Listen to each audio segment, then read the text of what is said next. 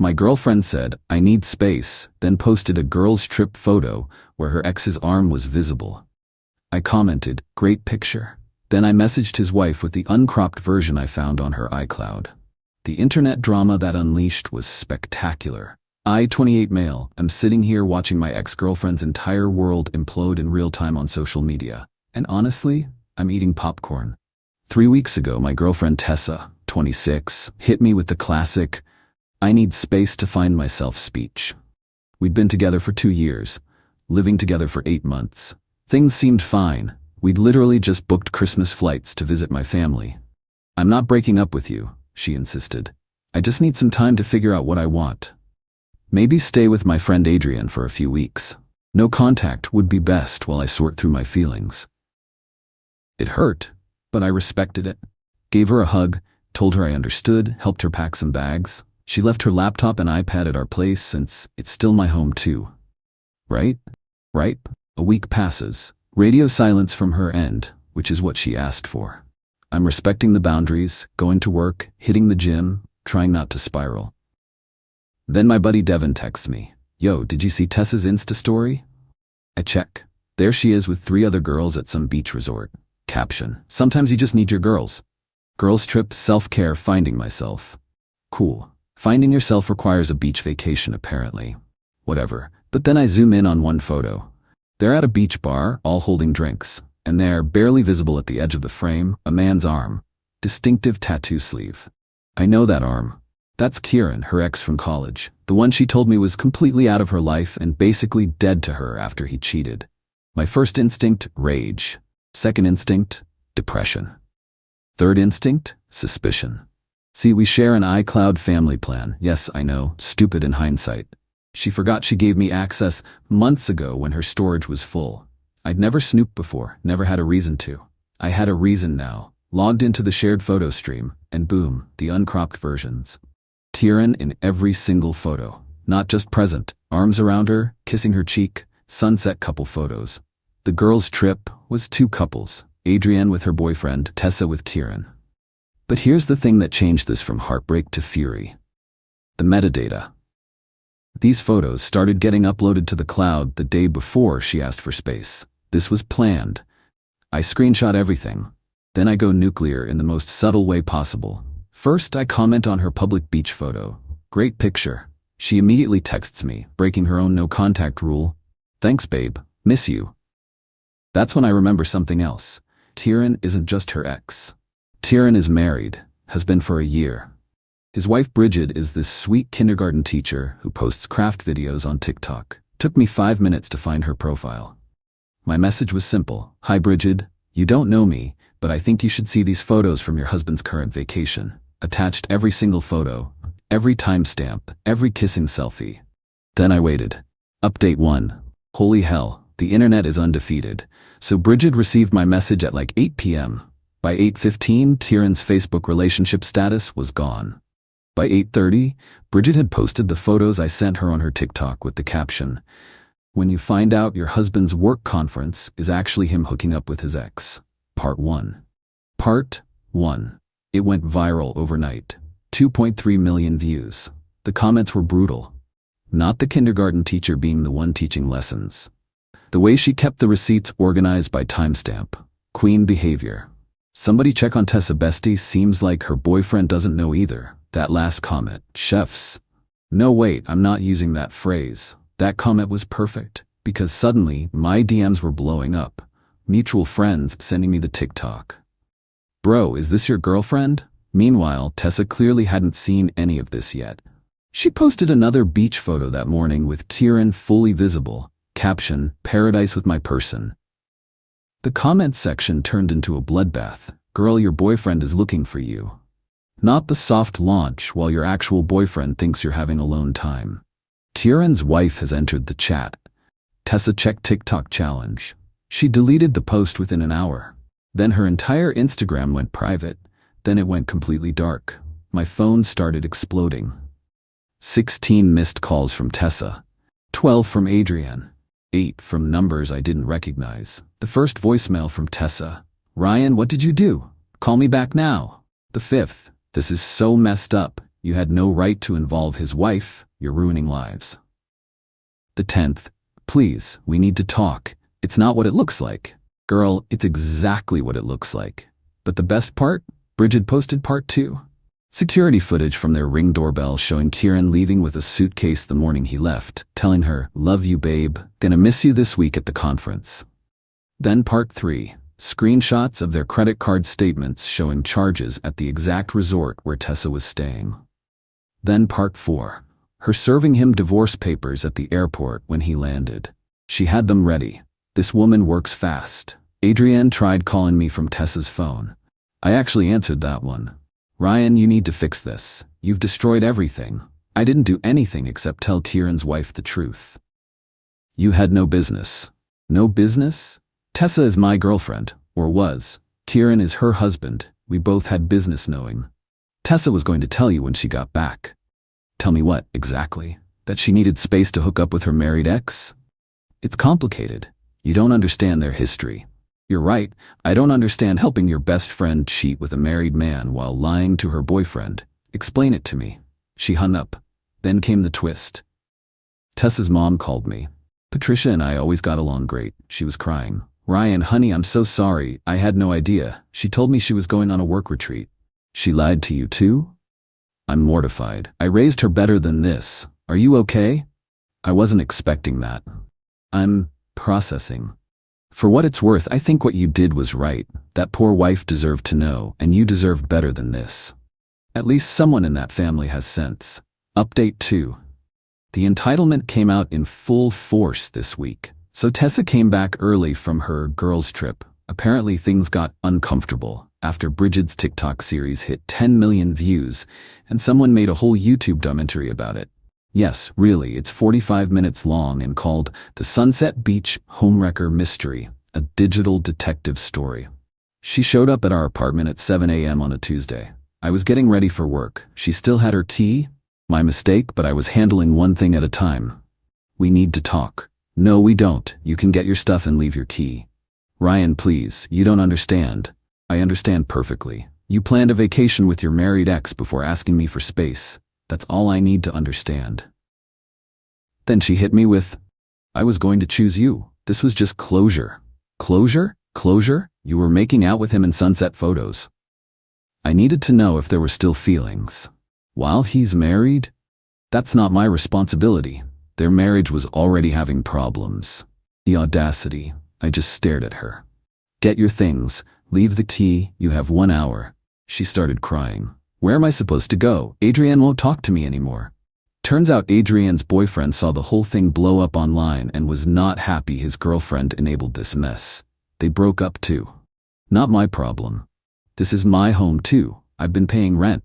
You paid rent for exactly 2 months before you started forgetting, and I covered it. It's my name on the lease. Only my name. You can't just kick me out. You literally moved out 3 weeks ago to find yourself. I'm just making it permanent." She tried another angle. "What about my job? Everyone's seen those TikToks. HR is involved.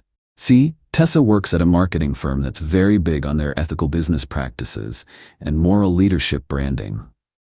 Having an employee go viral for being a homewrecker? Not a great look. Again, not my problem. You've ruined my life." "No, you ruined your life. I just made sure Kieran's wife knew hers was being ruined too." She left sobbing, but not before sending me Venmo requests for emotional damages, $2,000, her half of the furniture, $3,000, vacation interruption costs, $1,500, defamation compensation, $5,000. I declined them all and blocked her. But she wasn't done. Oh no. She started a smear campaign, posting on Facebook about how I was controlling and surveilled her every move and violated her privacy by going through her photos. She conveniently left out that they were on a shared cloud account that she gave me access to. Her mom, Patricia, commented, "Tessa, stop. You cheated. Own your choices." Publicly. Her own mother. Tessa deleted the post. Then Kieran tried to contact me. This walking red flag had the nerve to DM me on Instagram. "Bro to bro, that was seriously uncool. You destroyed my marriage." Me, you destroyed your marriage when you decided to cheat on your wife. It's not that simple. It's exactly that simple. Tessa and I have history. You wouldn't understand. I understand you're both cheaters who deserve each other. I'm gonna lose everything in the divorce because of you. Good. He threatened to sue me for alienation of affection, which his lawyer apparently told him isn't even a thing in our state. Blocked him too. The best update though, Bridget reached out to thank me. I know this must have been painful for you too, but thank you for telling me. I was already suspicious. This was the proof I needed. My lawyer says the evidence you provided makes this a slam dunk. I'm sorry you got hurt too.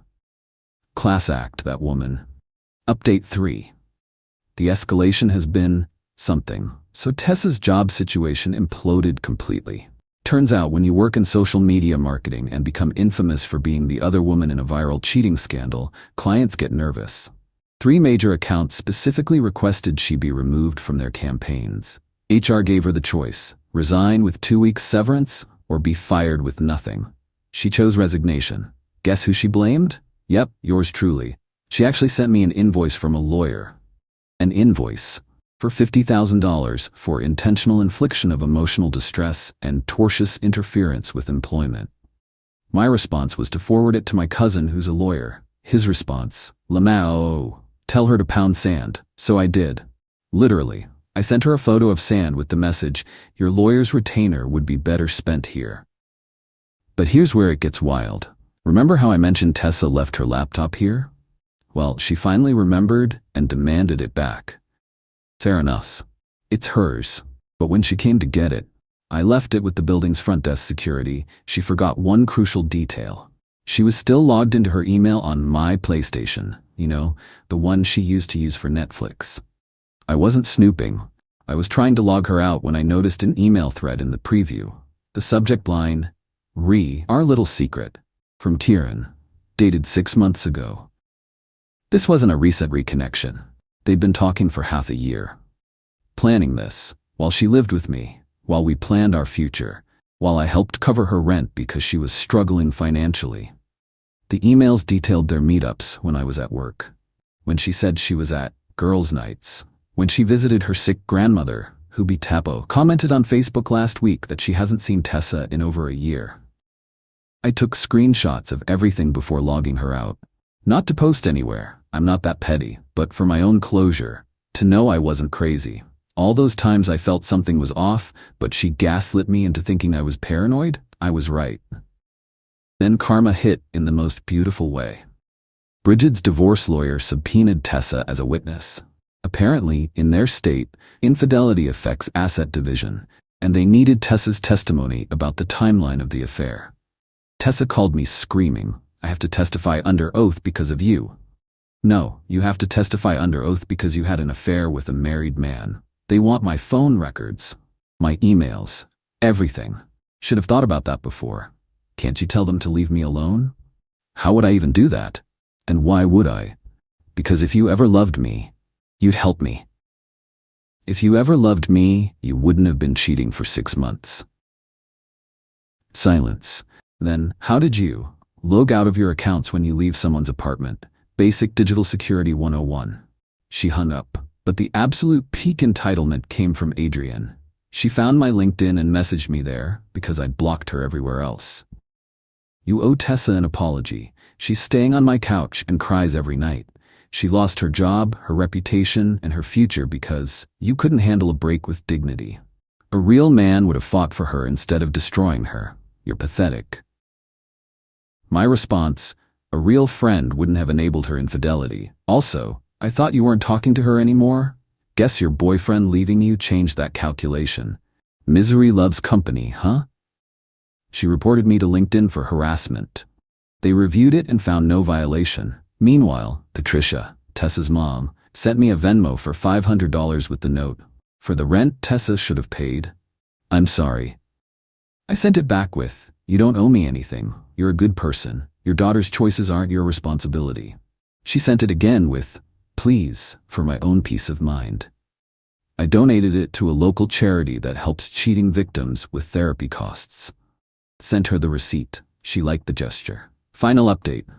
It's been 2 months now since this all started. Time for the final update because honestly, I'm ready to close this chapter completely. The legal threats came to nothing. Tessa's lawyer dropped her after she couldn't pay the retainer. Kieran's lawyer told him he had no case. The only real legal action was Bridget's divorce, which was finalized last week. She took him to the cleaners, got the house, the better car, and alimony. Queen really did deserve better. Tessa's professional life never recovered. The marketing world in our city is surprisingly small, and being the face of a viral cheating scandal doesn't exactly scream trustworthy brand representative. Last I heard through the grapevine, she moved back to her hometown 3 hours away to work at her dad's insurance office. But before she left, she tried one more absolutely bonkers move. She started a podcast. I'm not kidding. Called Truth and Consequences, My Side of the Story. Episode 1, The Surveillance State of Modern Relationships, about how I violated her privacy. Episode 2, When Love Becomes Control, implying I was abusive, with 0 examples because there were none. Episode 3, The Internet Mob Mentality, about how going viral ruined her life. Each episode got ratioed to hell in the comments. The podcast hosting platform actually removed it after episode 3 for violating community guidelines against harassment, since she kept naming me and Bridget specifically. But my favorite part? Bridget started her own TikTok series called Rebuilding After Betrayal. It's actually really positive and helpful, about healing, recognizing red flags, and starting over. She has 500K followers now and just got a book deal. She sent me an advance copy with a note. None of this would have happened without your honesty. Thank you for giving me my life back. As for me, I'm doing pretty well. Therapy helped a lot. Turns out finding out your girlfriend cheated for 6 months doesn't number on your trust issues. Who knew? I redecorated the apartment, got a promotion at work, and started dating again. Met someone nice, actually. Her name's Claire. Funny thing, she recognized me from the TikTok story on our first date. I thought I was done for, but she said, "Oh good, so you know cheating's a deal breaker. That saves us that conversation." She's a keeper. Last week I got one final text from a number I didn't recognize. "This is Tessa. I know you hate me and you have every right to. I just wanted you to know that I realize now how badly I screwed up. Kieran left me for someone else the moment his divorce was final. I lost everything for someone who didn't even want me. I'm in therapy now, trying to figure out why I do these things. I'm sorry for everything. You deserved better." I didn't respond. There's nothing to say. But I did finally feel closure, peace, something like that. The funny thing about this whole mess is that if she'd just been honest and broken up with me, it would have sucked. But I would have moved on. Instead, she chose to lie, cheat, gaslight, and then play victim when caught. She created her own downfall. But I learned something valuable. When people show you who they are through their actions, believe them. Don't let words convince you otherwise. And never, ever share iCloud accounts with someone you're dating. Oh, and one final update. Kieran apparently tried to slide into Claire's DMs last week with, "You know your boyfriend is crazy, right?" She screenshot it, posted it on her story with, "Actually, he's wonderful, but you're clearly still trash," and tagged Bridget, who reposted it with crying laughing emojis. The internet remains undefeated. I'm done with this saga. Time to live my life without looking backward. Thanks to everyone who followed this absolute dumpster fire of a story. May your relationships be drama-free and your iCloud accounts forever separate. Peace out.